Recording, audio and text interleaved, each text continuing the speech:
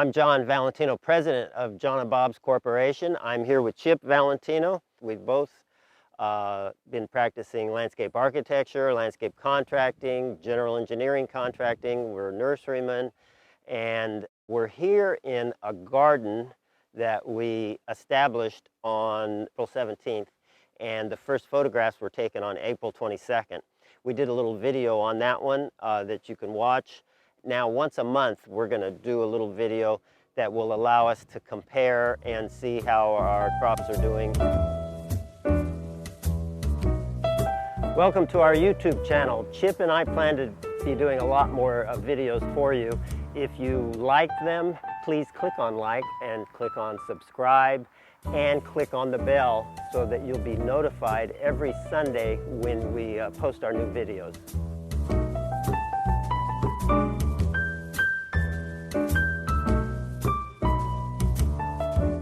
Here at this one, we've planted quite a range of things, including many kinds of tomatoes, some squash, some cantaloupe, watermelon, Italian parsley, basil.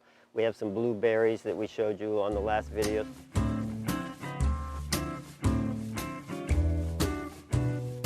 State-of-the-art organic gardening, tilling and ripping is not recommended because the whole premise of organic gardening is to build life in the soil, and that's the whole premise of our John and Bob's products, is to build life in the soil. So if you just, as a matter of course, every time you have an opportunity, till the soil, you're going to damage the life that you just worked so hard to build.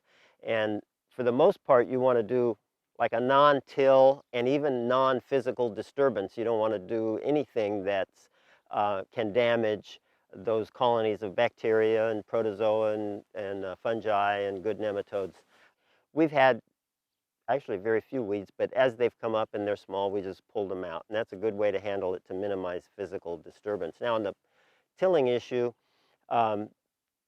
organic gardening best practices would recommend that you not till at all.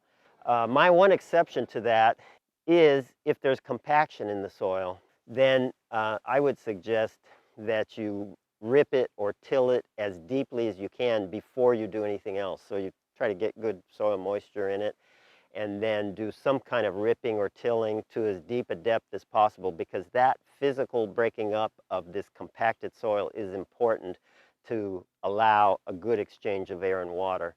And if you don't break up that compaction, it'll take a lot longer, and your initial efforts will be frustrating. You know, the first year garden wouldn't do well if it's suffering from compaction. So the first thing we did on this garden is we tilled it as deep as we could. We got 6 to 8 inches down. But now I'm not going to be tilling again. Now we're using our products. We're building life in the soil.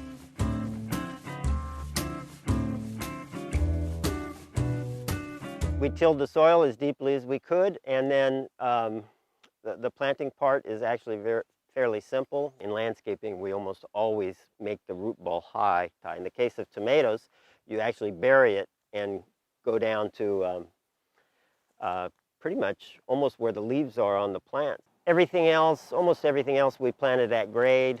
So the planting process is very simple. We used a lot of blend. After we tilled it, we distributed the blend at about 25 pounds. I used a heavy application. I did about 25 pounds per 1,000 square feet, and then I did my final grading. I didn't till in the blend because I don't like tilling it in. I think nothing wrong with it. You're not going to cause any damage, but I think you get less for your money of our product if you till it in. We want most of the product to end up in the top inch or so, because that's where most microbiological life is, and we're going to build on the microbiology and build more. And then we plant each plant, and when we plant each plant, we put about a cup of blend around each plant. I planted on April 17th, so somewhere around April 24th. I used our Penetrate liquid biotiller, and I mixed it in a backpack sprayer, and then I went around the root ball of every new plant And so we've got the blend at a heavy rate and the penetrate at a pretty heavy rate. You'll see some yellow flags marking some of these, and the ones that have yellow flags, we put about an inch, 3/4 of an inch thick earthworm castings all around the root ball, and kind of interested to see if there's any difference in if the earthworm castings give an additional benefit beyond the John and Bob's blend and the penetrate.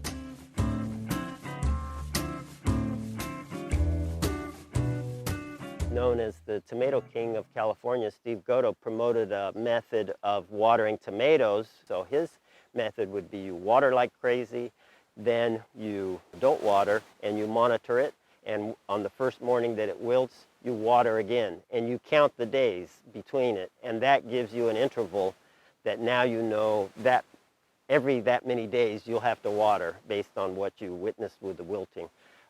And we do a version of that. We water like crazy, probably more like the first 3 or 4 days. We water every day, get everything off to a good start. And then we went to an every other day watering for about less than a week. And then we went to a watering where we're looking at the plants in the morning and looking for wilt and trying to stretch out those watering intervals where we're not watering every other day, maybe not even every 3rd day. And you know, the weather's changing, so we're looking at the plants in the morning and determining if there's any of them wilting, then we turn on the drip system. Lately we've been watering about every 4th or 5th day, and that varies depending on how hot it is.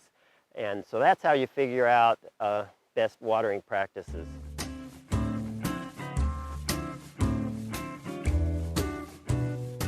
So the final component that I think played an important role in allowing this garden to get off to a good start is the mulching. And many gardeners don't mulch at all. I'm a big fan of mulching in general, not only in vegetable gardens, but we've done a lot of experimenting with our products with and without mulching, and we get dramatically different results when we do reapplications on any gardens. We just go over the top of the mulch, but prior to mulching we would want to make sure that our products end up under the mulch. And then in this case I used a shredded cedar mulch, which is a little bit fibrous. It holds very well, doesn't blow away, doesn't wash away. It's really good for soil. It protects soil from all the elements and conserves moisture. In this case I didn't use a very thick layer. I used about 1 inch thick. So I'm a fan of mulch even in vegetable gardens.